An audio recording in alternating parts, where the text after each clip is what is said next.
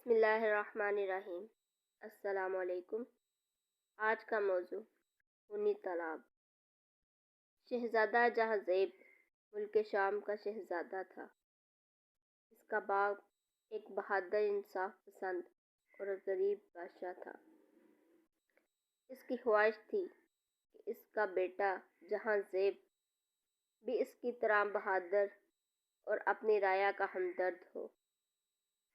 شہزادہ جہاں زیب میں یہ سب خوبیاں موجود تھیں، لیکن وہ بے حد رحم دل واقع ہوا تھا۔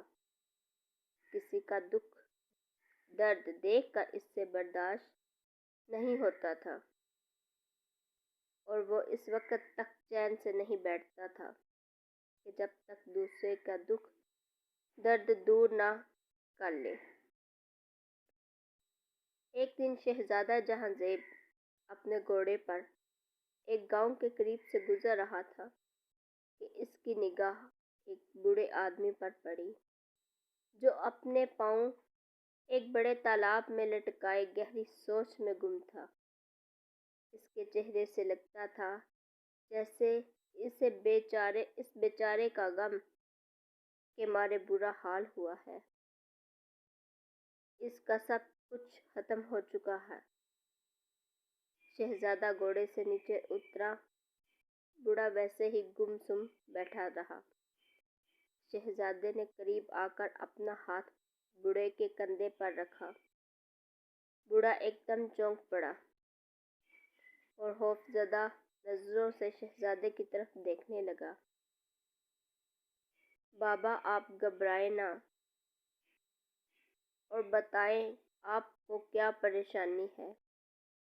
آپ اس طرح یہاں کیوں بیٹھے ہیں؟ شہزادے نے بڑی نرمی سے کہا۔ بوڑھے آدمی نے غور سے شہزادے کو دیکھا اور پھر اس کی آنکھیں آنسوؤں سے بھر آئیں اور اپنے آنسو پوچھتے ہوئے بولا، بیٹے، یہ تالاب موت کا تالاب ہے۔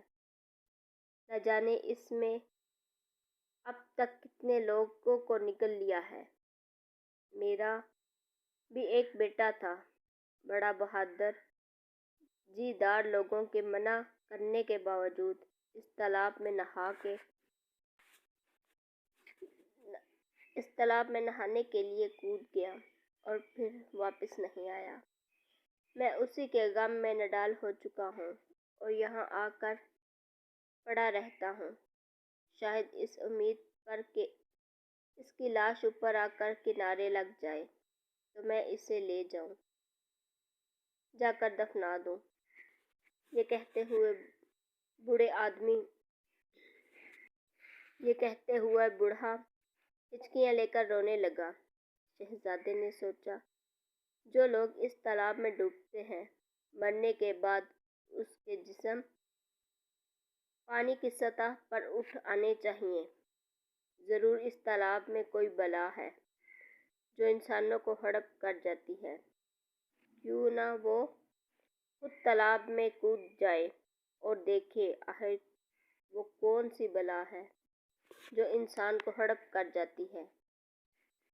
اگر تالاب میں کوئی بلا ہوئی تو وہ اس بلا کو ہلاک کر دے گا تاکہ لوگوں کو اس عذاب سے نجات مل جائے۔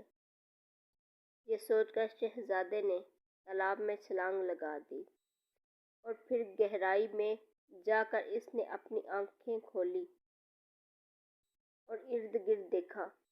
پانی کے دباؤ کی وجہ سے وہ آنکھیں زیادہ دیر کھلی نہ رکھ سکا اور اپنی آنکھیں بند کر لیں۔ تھوڑی دیر بعد اس نے پھر آنکھیں کھولیں۔ اس کا سانس رکا ہوا تھا، لیکن پھر بھی وہ ہاتھ پاؤں مارتا ہوا کچھ دیکھنے کی کوشش کر رہا تھا۔ یکدم اسے ایک طرف سے روشنی نظر آئی۔ وہ روشنی کی طرف تیز چلتا گیا۔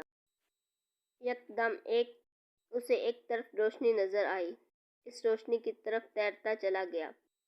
اسے محسوس ہوا جیسے اگر سانس نہیں لے گا تو اس کا دم نہیں گھٹے گا۔ شہزادہ سوچنے لگا، یا اللہ، یہ کیا ماجرا ہے؟ میں دم کیوں نہیں گھٹ رہا؟ تو نے ایک تالاب میں کودا اور دور تک پھیلی ہوئی روشنی کیسی ہے؟ میں کہاں آ گیا ہوں؟